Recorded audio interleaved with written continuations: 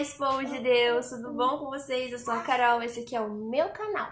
Quero pedir já o seu like nesse vídeo, quero pedir também o seu comentário, que é muito importante pra mim. E se você chegou aqui agora de paraquedas, seja muito bem-vindo, já se inscreve nesse canal, ativa o sininho, beleza? Então, simbora pro vídeo que hoje é sobre o meu lado mãe.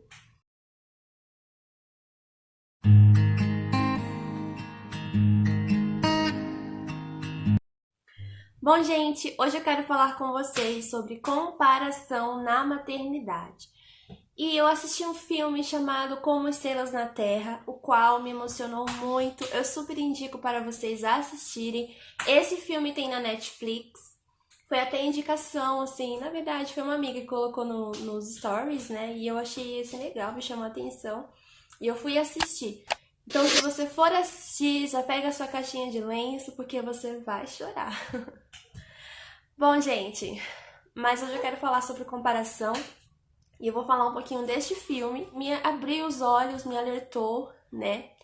Eu, assim, na gravidez eu sofri comparações, né? E na maternidade não é diferente, né? As pessoas vivem comparando nossos filhos com os filhos dela, né? Tem crianças que andam, com 9 meses, tem criança que é com 1 ano, né? O meu filho, por exemplo, ele deu os primeiros passinhos faltando 2 dias para ele fazer 1 aninho, mas não foi nada por pressão. A gente respeitou o tempo e o momento dele, né? E ele começou a engatinhar, se eu não me engano, foi com 9 meses. Mas nada forçado, sabe? Tudo no tempo e no momento dele.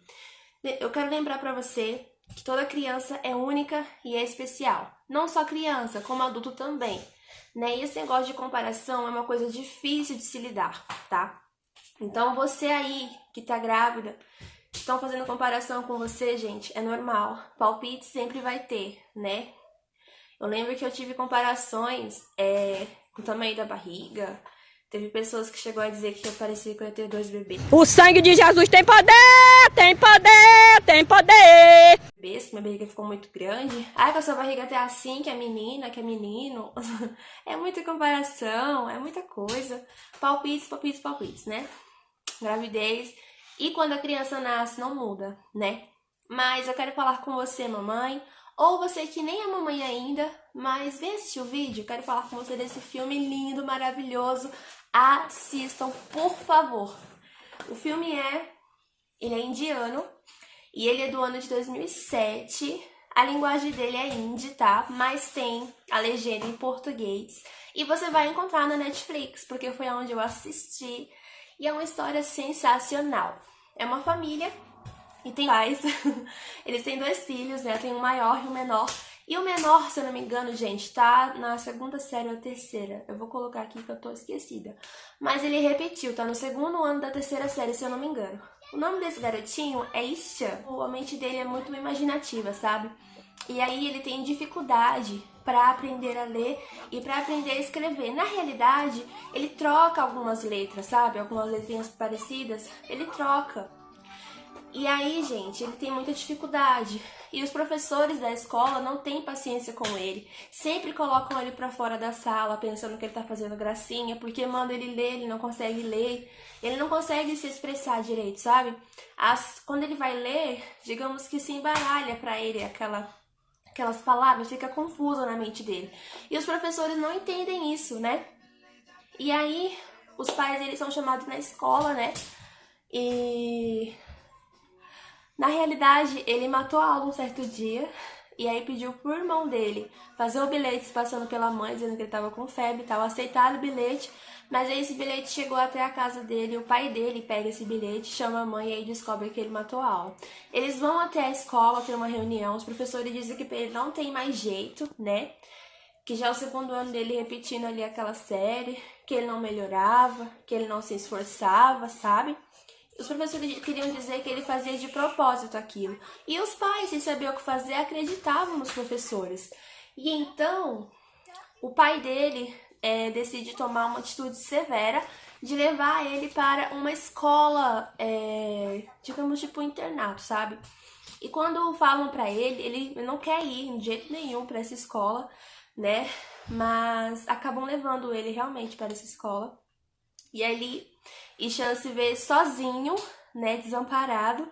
Pra ele é como se a família dele deixasse ele ali e nunca mais fosse voltar, né?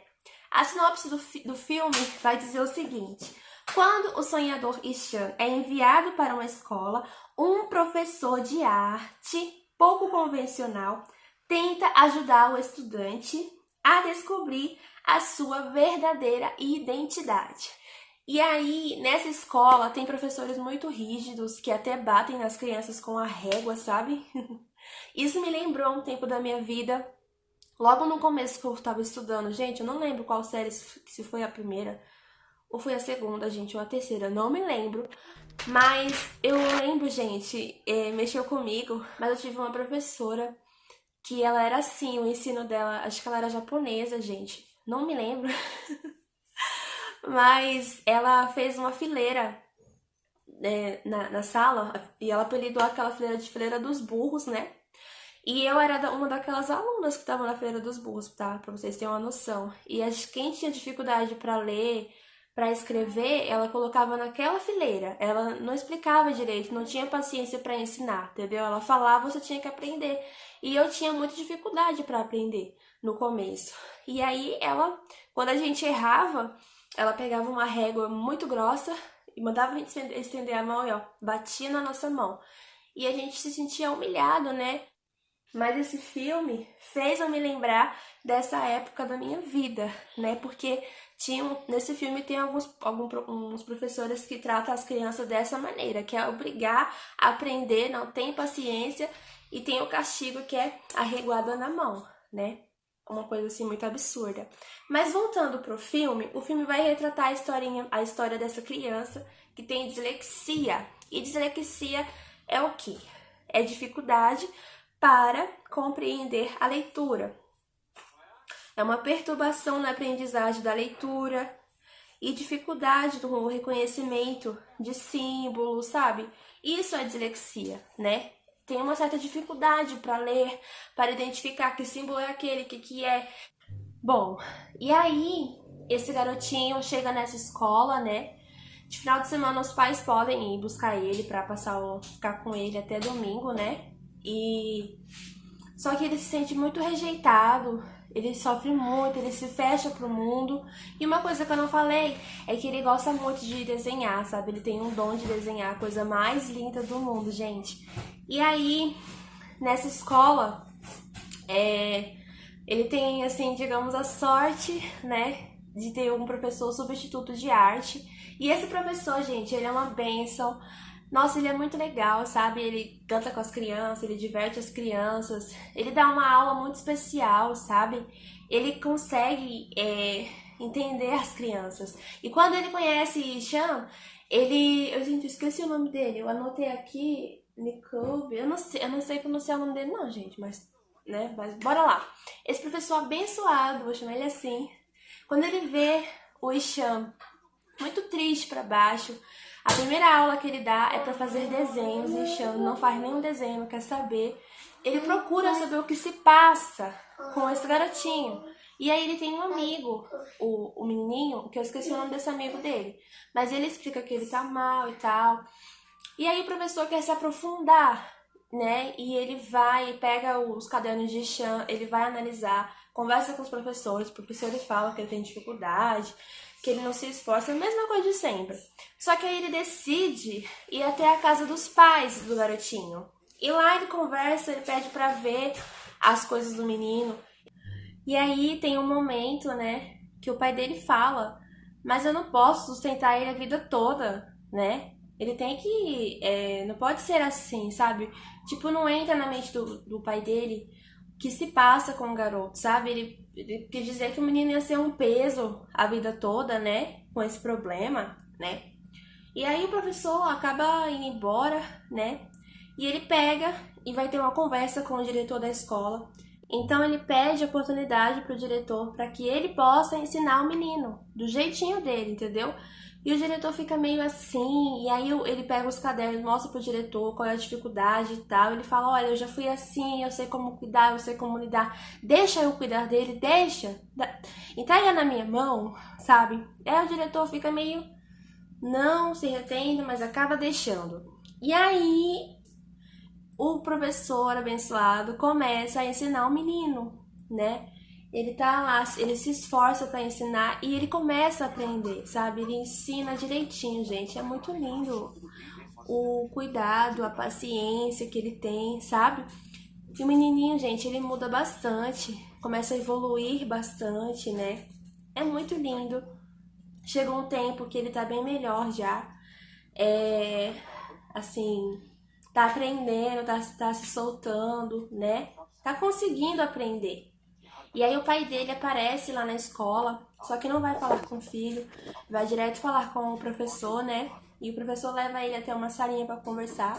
E aí ele diz pro professor que foi lá, né, para dizer que se importava com o filho dele, tá?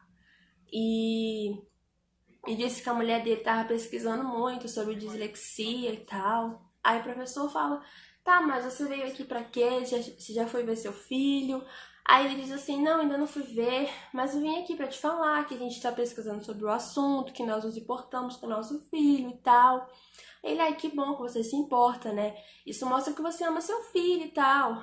Mas aí depois ele começa a falar que se importar não é você, assim, dizer que ama, não é você dar um bom material escolar pro seu filho, não é você comprar boas roupas pro seu filho, não é você comprar bons sapatos, não é só você fazer do bom e do melhor pro seu filho. Claro que isso é essencial, claro que a gente tem que procurar dar do melhor pros nossos filhos, mas mostrar que se importa não é só isso, não é só o material.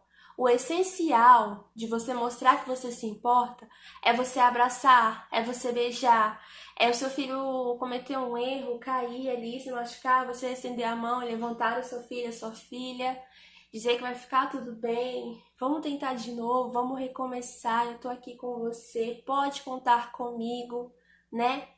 Isso é demonstrar que você se importa. Isso é se importar. Isso realmente é ser presente pro seu filho, pra sua filha, sabe? Isso é essencial.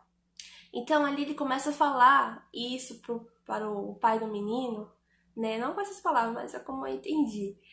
E ele começa a pensar, e quando ele sai da conversa com o professor, que ele tá indo embora, ele vê o filho dele, mas o filho dele não vê ele. E o garotinho tá ali se esforçando para ler, e ele consegue juntar as letras e consegue ler. Aí o pai dele vê aquilo, gente, e começa a chorar, chorar, chorar, sabe? Gente, é muito lindo, porque o essencial que uma criança precisa é o amor dos pais, é a compreensão, é o carinho, é o cuidado. E não estava tendo, sabe? E aquele professor, tudo que os pais não fizeram pelo menininho, o professor estava fazendo, porque ele já tinha passado por aquilo, né? Então, assim, eu sei que é mais fácil a pessoa que passou pela situação se pôr no lugar e entender, né? Mas aquele professor foi tipo um anjo enviado para cuidar daquele menino, para ir até a casa dos pais, para ensinar, para eles verem que o menino não tinha uma doença, que não era um caso perdido, que tinha jeito. Era só ter amor, paciência, sabe? E o final do filme é sensacional. Eu não vou contar para vocês o final. Assistam, por favor, Como Estrelas na Terra, gente. É muito lindo. Mas por que eu trouxe esse filme aqui pro canal? Por que na maternidade? Porque, gente, a gente passa por um momento de comparação na maternidade. A todo momento, né? Um pai, uma mãe quer mostrar que seu filho anda mais arrumado, anda mais cheiroso, que já sabe ler, que já fala muitas palavras, que já sabe correr, que já sabe desenhar, que já sabe escrever o próprio nome e por aí vai. A gente quer mostrar que o nosso filho é melhor do que filho de tal pessoa. E parem com isso. Parem. Crianças são especiais, únicas. Elas têm o seu tempo, o seu momento, sabe? Preste atenção no seu filho e na sua filha. Abrace mais, beije mais, diga mais que ama, que se importa. Seja mais presente. Não dê tanto presente, mas seja presente. Brinque com seus filhos. Orem pelos seus filhos. Eles são heranças do Senhor. É um presente que Deus nos deu para cuidar. Eles são anjos, vieram direto do céu e foram parar nos nossos braços, nos nossos ventres, né, mãezinhas? E eu quero dizer pra você que nós somos únicos também, assim como nossos filhos. Então não aceite comparações, você é única, você é único. E sobre a importância, o que é importância? O que quer dizer que se importa?